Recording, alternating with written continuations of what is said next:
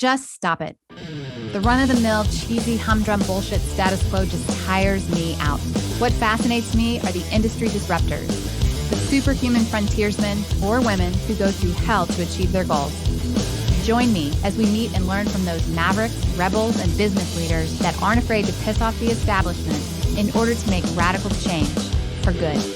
Sponsored by Johto PR, the disruptive anti-PR firm that murders your competition with cinder blocks and cyanide. This is Disruption Interruption. Welcome back, everybody, to Disruption Interruption. I'm your host, KJ, and we're here today to talk to someone else who has steered the reins off their industry lame, tired path of the status quo. Today's guest has a track record of producing game-changing results year over year where the odds were stacked against him. That's my kind of man. We are talking to him today because he's a global sales leader and has spent 20 years leading technology companies towards triple digital revenue growth. How? Well, that's the disruption, modern selling. He's at the forefront of the digital sales revolution, coming to us live from New York. Please welcome our disruptor, Chief Revenue Officer at Cosaic, Remy Piazza. Hey. How are you? I am good. I'm good today. How are you? I'm doing great. Yeah, it's beautiful outside. The weather, it looks like spring's finally arrived. So everyone's spirits suddenly go up. Aren't you glad? Yeah, I'm very glad. Yeah. Yes, especially in that cold weather climate. Yeah, yeah. But you do have your hoodie on today, so. I have my hoodie on. Yeah, this is the world we live in. It's the world we live in. Yes. Yeah, if I'm going to work twice as much, I'm going to wear what I want, right? That's right. That's right. Yeah. So let's talk about this working and so forth. But before we get into that, I want you to tell me your main ingredient for disruption. Yeah, it's a great question. I've never had someone ask it like that before. I think, I've made a career out of getting hired and going into companies and looking at what could be better and faster. So, and again, when you talk to a board, the board cares about two things, right? They care about growth and how fast you're going to bring it. And so I think my mind just has functioned that way. When I go in, I look at, how what's wrong with this place and how can we fix it? And that's not to say that, if you're looking at a company that's gone from $1 million to 5 or 10 million in ARR, that, you're sort of shitting on what they did before because they got there and hey, kudos, right? Bravo. But what's going to take you from 10 to 20 to 50 to 100, won't work the way it did to get you to 10. And so I'm always thinking about that growth and thinking about how quickly we can do it. So I think I'm, naturally disruptive. Yeah. And maybe my parents would agree with that. That's the whole broad industry of tech, right? It's, not just tech, but that's a really good broad industry that is fast growth, right? What is your growth? How fast can you get there, right? And that has been the mantra for the past, 10, 20 years, right? And growth has everything to do with revenues and sales. So as a change agent, right, especially in the industries that you've been in, what has been the status quo with sales that needed disrupting? Yeah, so when I think about status quo, I think about what sales was like when I first went into it. I got my start at Xerox, and they were the granddaddy of solution selling, and they taught me how to sell this box that is a commodity. And they taught me, hey, it's not about selling the box, it's about selling helping solve the customer's problems. And so you're talking around it, so to speak, and there's you've got a 360-degree view of that company and that person's issues, and how do I solve that with what I have to sell? Which sounds a little bit manipulative, but the truth is, if you're trying, it's also a great way to disqualify people that you can't help as well. And I think that it behooves us to do that. But I think and COVID has been a big factor here where we don't have the same access to the people that we used to. People have a lot more information than they used to. And I remember I had all my Xerox brochures, and I was the keeper of the information. So if you wanted to know about our products and what people thought of them, you had to call me. You had to talk to me. Now, people are entering the buyer's journey or involving salespeople in the buyer's journey. And depending on what survey you read, 40, 50, 60, or 80% of the way to already making a decision. So last stat I heard, it was 65%. Yeah, but I guess it depends on the industry, right? I think it does. Yeah, it definitely depends on the industry. So I think what needs to fundamentally change, and I think is changing, is the power relationship between the buyer and the seller. And of course, that even changes depending on whether you're selling, expensive IT hardware or whether you're selling monthly subscription SaaS products, right? So there's always a risk on either side. And so, and the risk for someone buying IT equipment is much higher on the customer side than it is on the seller side and on the month. So I think the relationship has to change. The way we approach the fundamental, the salesperson's role has changed and needs to change. It's no longer, I'm going to provide you with speeds and feeds, as we used to call it at Xerox. It's about, I know I've got customers like you that have had similar issues. Let's talk about how they've solved those problems and find out if we can do the same or better for you, that kind of conversation. So it's much, much more consultative. You need to have a lot more knowledge about your client. You need to understand their specific pains, because you're not selling to these nebulous organizations. You're selling to human beings, and how they interact with the problem is going to be different depending on where they sit within the organization you're talking with. So I think just that fundamental relationship between customer and seller, and also, and how we approach them is that's the fundament. That, to me, that was the status quo before, was we had all the salesperson had all the knowledge, right? How is that different? I mean, how is that hard for sales professionals today to wrap their wits around, right? Anytime there's disruption and changing in foundational selling or foundational basics, it's pretty hard. By the way, I have heard many good salespeople say that the best ones got to start at Xerox. Xerox really did have their shit down pat back in the day, didn't they? They really, solution spin selling. They developed that with Neil Rackman, who wrote that book, Spin, and that's they authored that. I mean, they were the pioneers behind that. So yeah. And you've got different flavors of that today, like Challenger and whatnot, but they all come from that solution or spin selling. Yeah, it was great company. Yeah. So how is this change in the way selling needs to be done? How has that been difficult for sales? Well, I think for people that, people who rely on the old way of doing things, like that face-to-face, I think it's been challenging for them. And we've seen that in our own organization, where people have relied heavily on the face-to-face and that relationship type selling. It's been tough for those folks, I think, because it is more transactional now.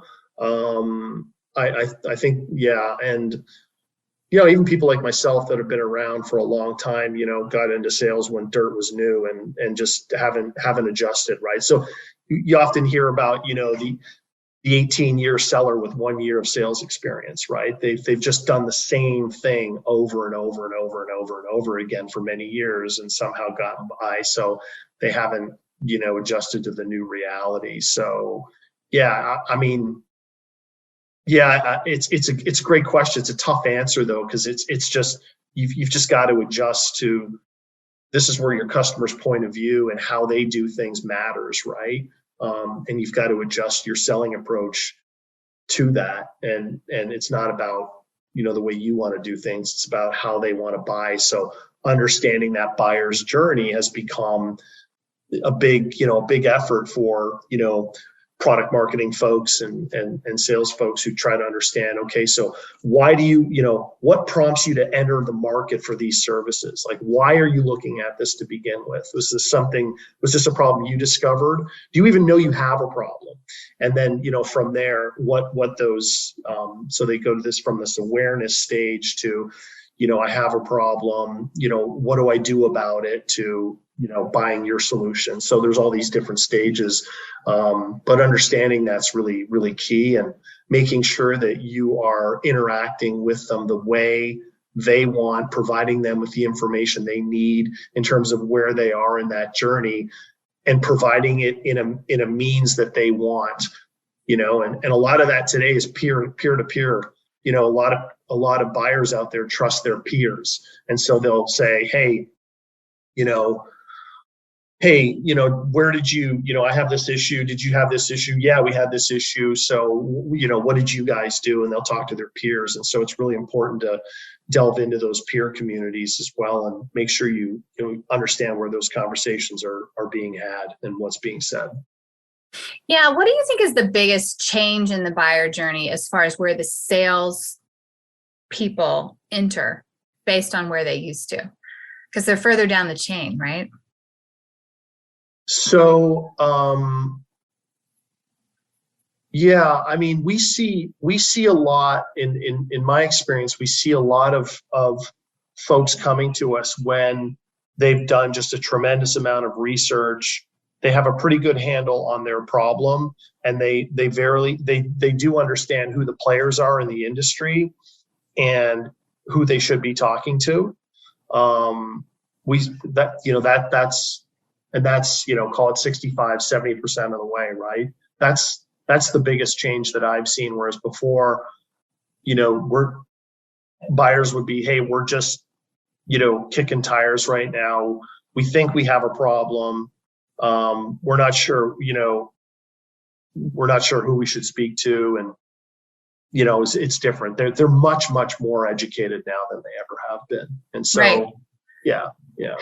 How is that a challenge for sales teams today when you have such an educated consumer? And what is it that you do to disrupt this for the sales professionals to really become the experts, right?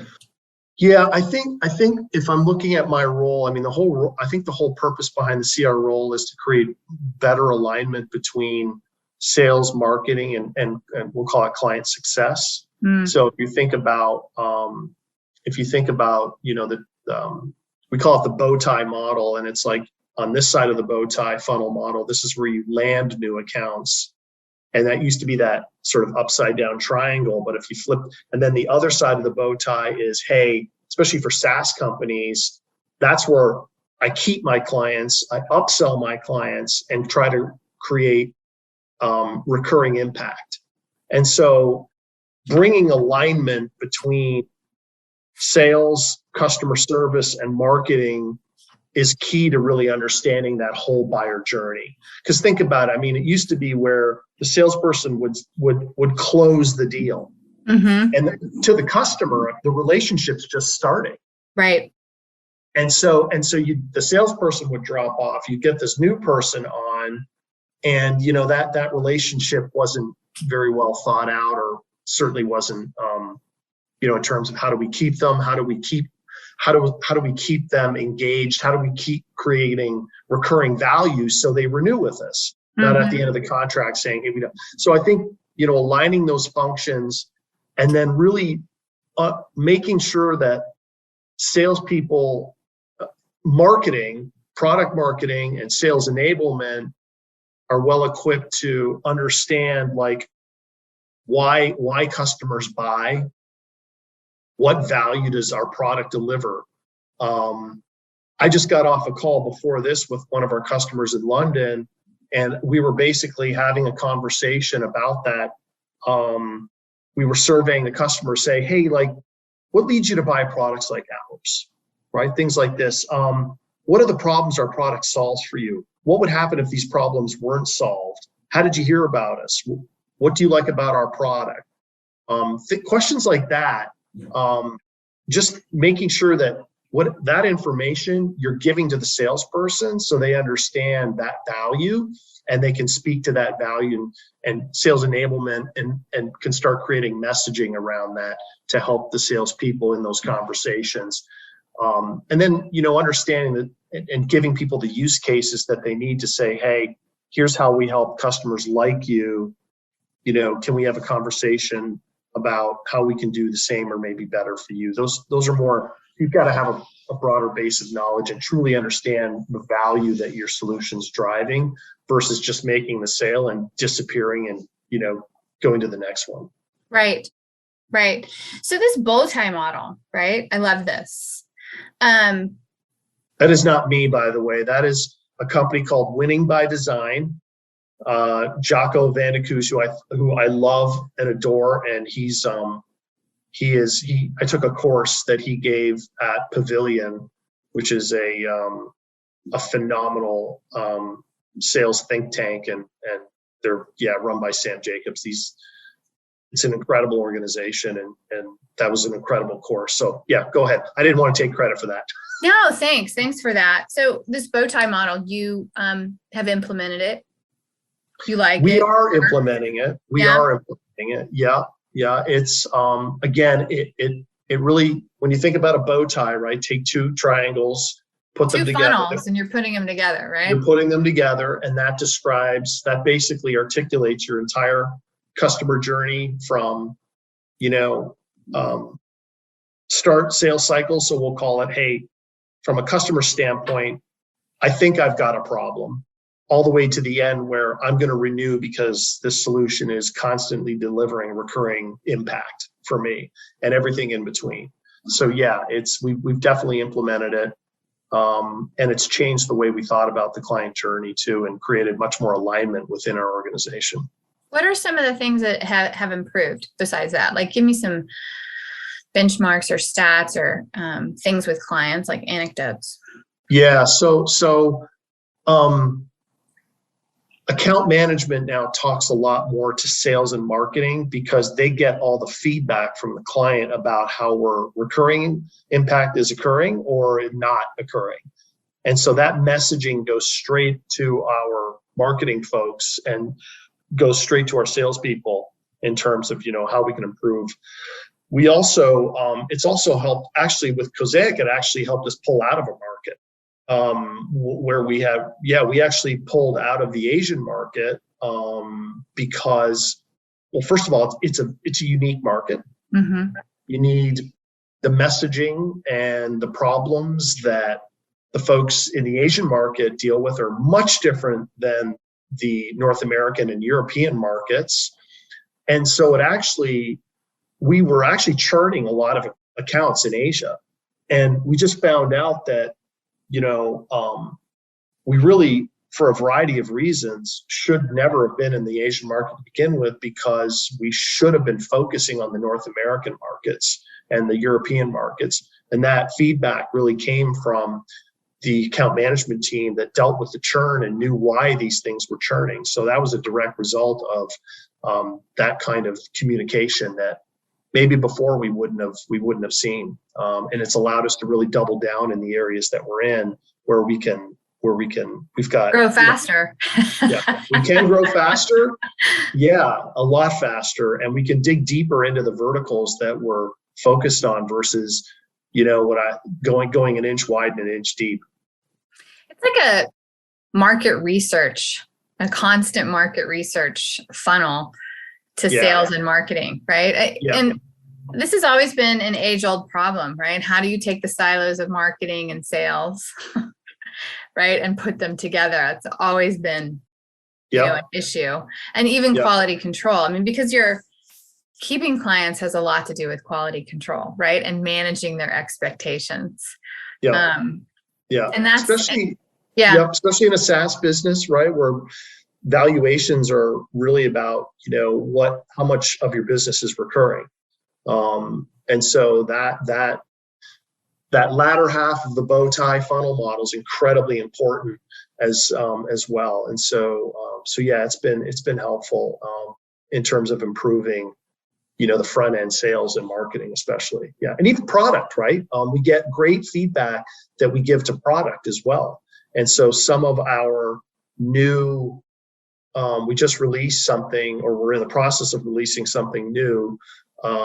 That was direct feedback from our clients. They're like, if you can help me with this problem, or this is where I see us as a client making more money, then this would be very interesting to us. And so we've capitalized on that, and that kind of feedback is gold, right?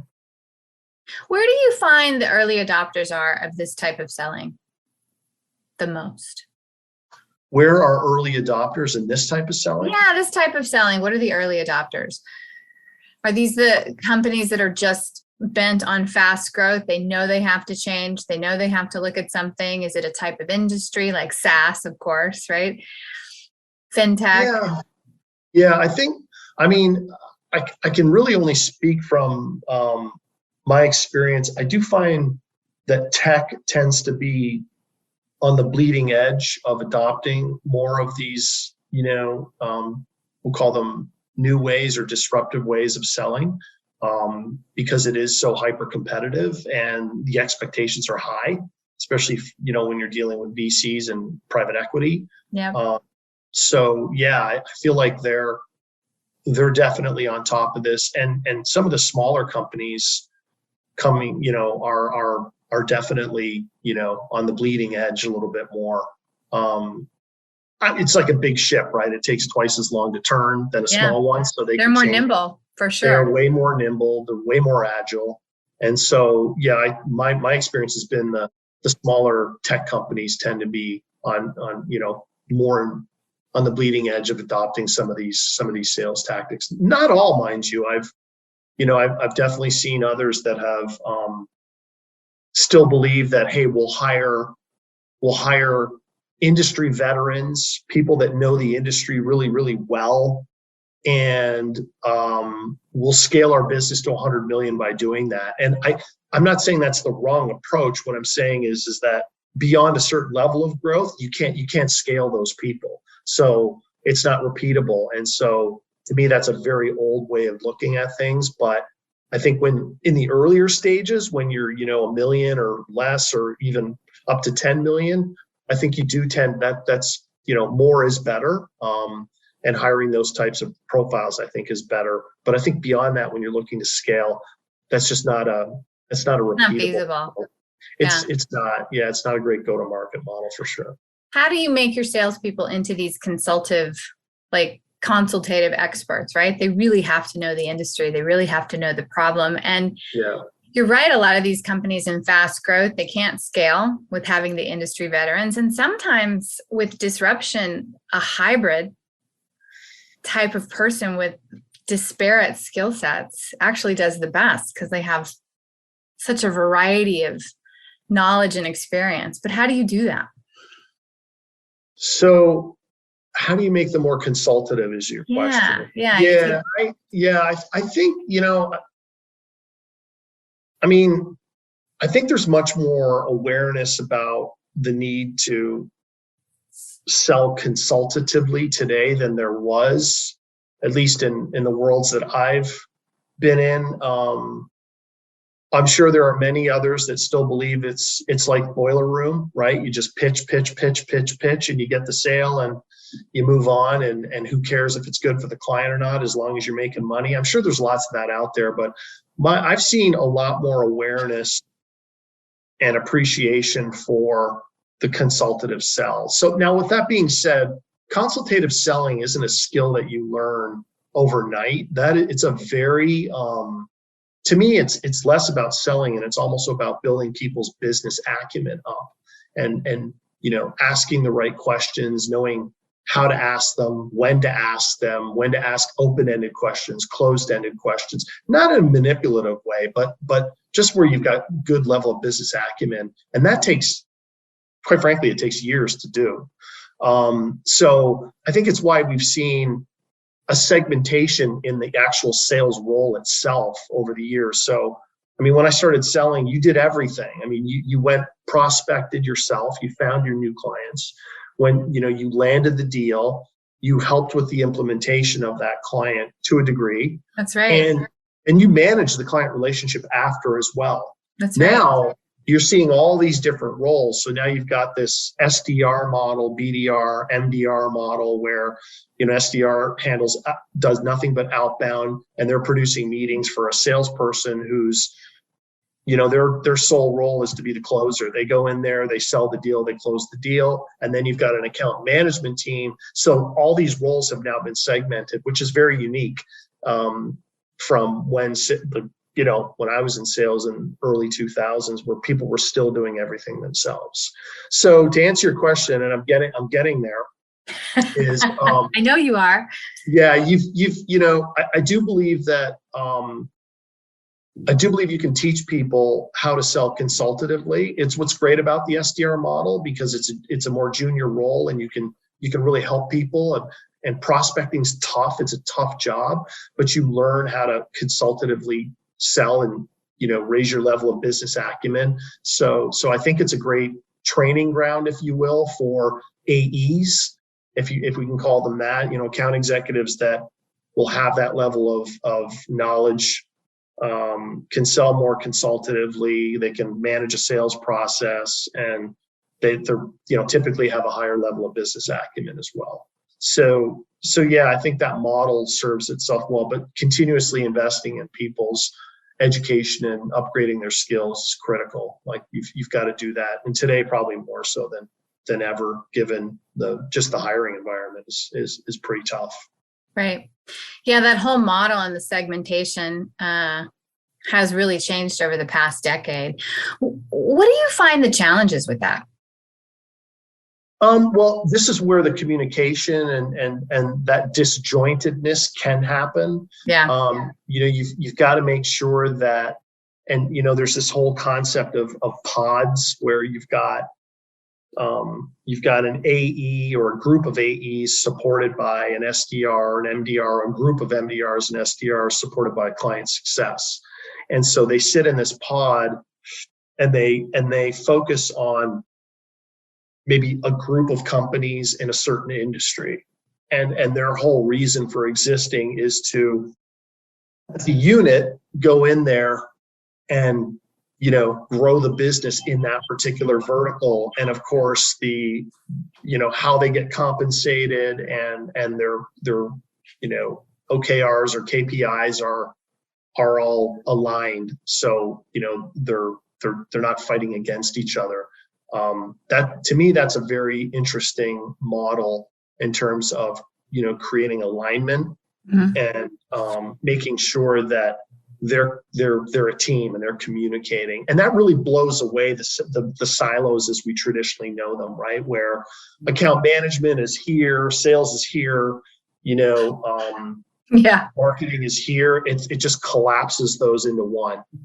Yeah. And so the management structure, it becomes very different. Yeah, absolutely. And more effective, and I think, and rightfully so, right? So you've got to make sure those folks are communicating and their goals are aligned. Yeah, well, it really lets people be experts in what they do, right? Yeah, and I think you need that today more than ever. Especially with an educated consumer, especially. Absolutely. Yeah. And understanding, again, what value your solution can deliver, and then sharing that with the customer, and while uncovering their unique pains. And so, yeah, I think specialization is really key. Yeah. It's really understanding the client's issue. I mean, number one rule in branding, right? It aligns with this, is that you never talk about your solution. You talk about the client's problem. That really makes it very real. At some point, the client wants to know your solution if you've duplicated his problem enough, don't you think? I do, yeah. I mean, there's a saying that's very old, so I might be giving away my age, or maybe no one's ever heard of it, but it was actually one of my first sales managers who told me, hey, you know what? no one cares how much you know until they know how much you care. Yeah. And I actually took that to heart. I'm like, yeah, that makes a lot of sense to me. So when you bond with someone, when you're asking them questions, both personally and professionally, I mean, that starts to create rapport, which isn't always easy to do. And it's not as, it's not a straight line that can take many turns. But I do believe that, yeah, I think it's really key to understand the client's issues, and you can speak to how you can solve those or how you can't solve them. I mean, Right. We were looking for a few months ago, we were looking for an account based marketing platform. And we had set up some, we had referrals from some of my network, and we set up meetings, and we sat down with this one company, and we spoke to an SDR. And it was just me and the SDR, and she actually disqualified me as a client. She said, I'd love to do business with you, but here are the reasons why we shouldn't do business with you. And she actually said, and then I asked her, I said, well, who do you think I should talk to? And she gave me 3 companies, and we ended up going with someone she suggested. That's brilliant. I mean, that is brilliant. Once we get to a certain stage, you can bet I'm going to go back to that company, and I'm going to want to buy from them. More so than anybody, given my experience with them, where they said, look, you're not our ideal client profile, right? It would be a mistake to bring you on because it wouldn't work for these we wouldn't reasons. Service you well, right? That is a company that really understands what they do and who they do it for. And I tell that story a lot, especially to the folks internally, the sales folks internally. It's okay to tell someone, no, you don't actually fit our ICP. We're not the right solution for you. And there's a lot of credibility in doing that. And I think it's profitable too. I mean, it is very profitable. Churn costs a lot of money. And so it's just a smart thing to do. Yeah. You've worked in a lot of different industries. And I guess that comes with being a change agent, right? You go in, you see things differently, right? So fintech, I think telecom, right? Yeah. What other industries? Yeah, human capital management. Yep. Yeah. Yep. Quite a few. Yeah. Which was your most challenging? Most challenging. I mean, they're all challenging just in different ways. Yeah. I think the one that I found the most difficult to change was the telecom industry. Yeah, I found there was resistance to change there. They sold a lot of hardware, which is a different sell than selling a tangible versus an intangible is a very, very different sell. Mm-hmm. The way that they're regulated is a lot of people don't have the issues with regulation that telcos do. So I think for a lot of valid reasons, they were just less accepting of change, which is why I went back into tech, software, SaaS. So it's a different world. Quite frankly, the margins are better. Yes, exactly. Well, it's faster growth, right? Yeah. And the margins are better. Yes, and the margins are better. Yeah. So SaaS is blowing up. I mean, you look at all the stats of all the SaaS companies that are coming out, enterprise SaaS. I mean, it's just skyrocketing exponentially, right? Yeah. And this type of selling is more and more important. How do you see the sales process in the next 5 to 10 years with educated consumers, the amount of glutton in the market from SaaS, right? Mm-hmm. Yeah. The demand for growth, fast growth. Where do you see that in the next 5 years?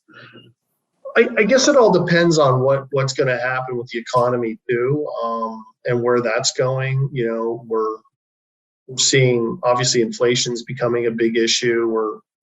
There's a lot of money still out in the VC and private equity communities. They're sitting on lots and lots of money. I just talked to somebody in London this morning where, due to some capital capital gains laws that changed. There's a lot of private equity, and VCs are sitting on tons and tons of money looking for places to invest.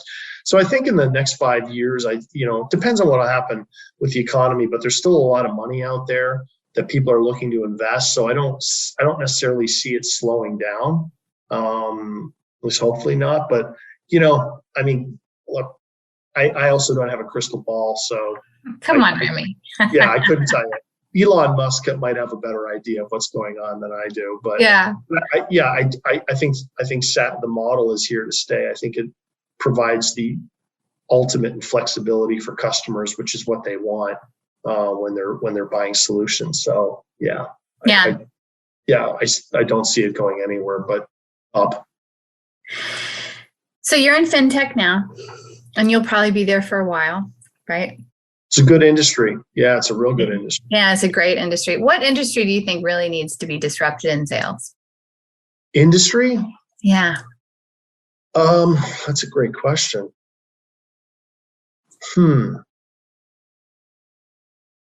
I'd probably go back to telco just because I still know people that work there, and the way they're doing things is still the way that they've done things for years.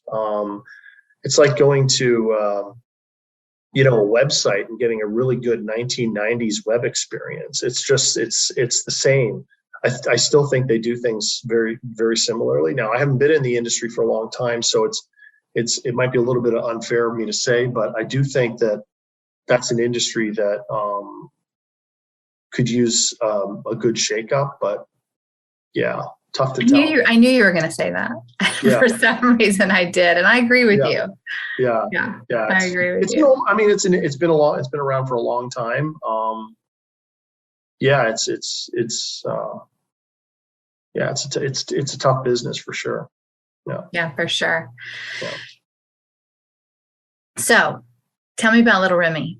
Were you always a change agent? Were you always looking to change things? Like, how did you get into that role? What were you like as a little boy growing up? I'm trying to figure out how my parents might answer this question. Yeah, how would they answer this? Yeah. I thought I was a pretty good kid, but something changed you.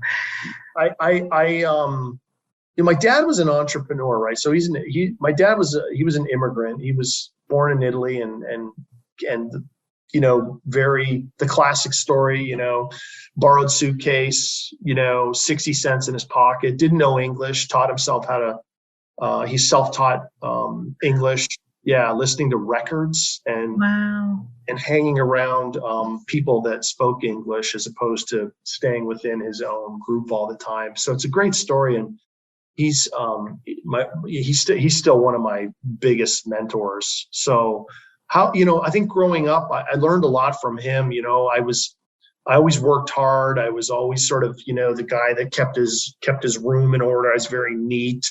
I wasn't an A student. I loved sports. I played hockey and football and all that, and soccer and all that stuff. And so I was very energetic, but, I don't know if I was a disruptor back then. I would say when I entered high school, I would say I definitely started becoming more disruptive, but who didn't, right?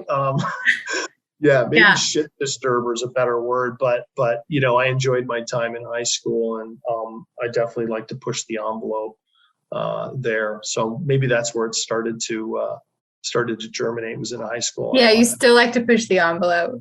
I still like to push the envelope. Does your wife say you'd like to push the envelope? Oh, hands down, she would tell me.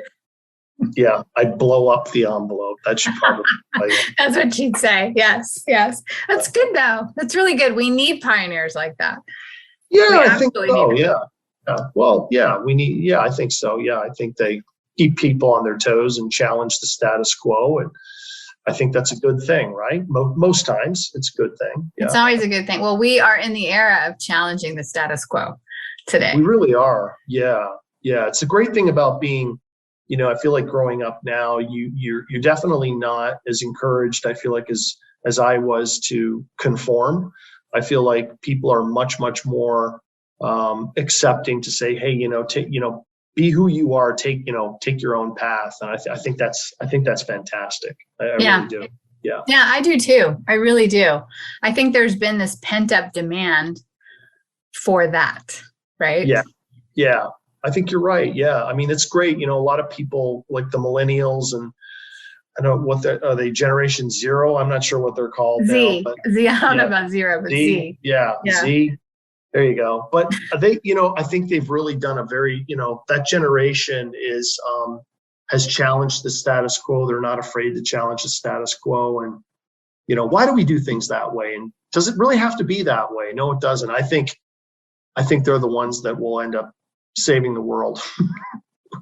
Yeah, well, and a lot of them are consumers now today, and they're the B2B consumers that are actually changing the cycle of sales, right? I mean, you had this pent up demand of, wait a minute, I want more data, I want more knowledge, I want to drive the seat, right? That's totally changed sales today.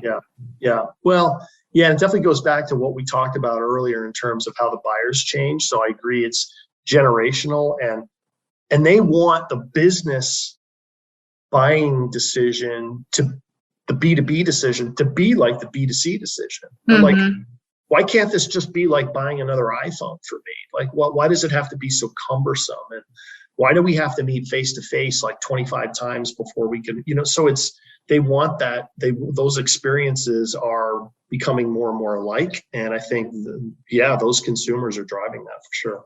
Yeah, absolutely. So what do you do outside of work? What are your crazy passions? Is there a life outside of work? I haven't really had one. No, I'm kidding. I don't have a life outside of work. I've got a 6-year-old who keeps me very busy. Yeah, he is. He's an incredibly smart kid who asks very deep questions. I didn't know a 6-year-old could ask questions like that. So that's awesome.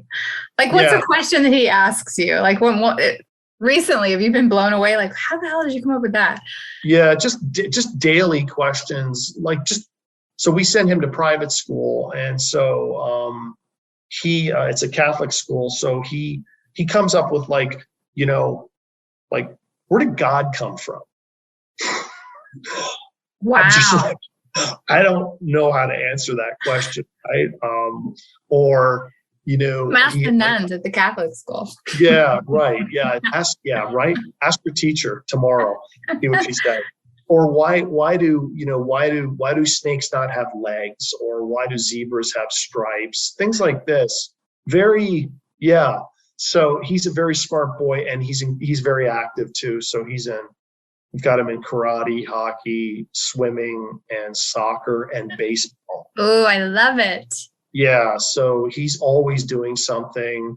Although, we try not to overschedule him because we don't want to be those parents, but he's busy. So he keeps me busy, and I love it. It's getting him to, seeing him score a goal in hockey or do something in karate that's often the highlight of my day. That's awesome. What is he the best at, or does he like all of them?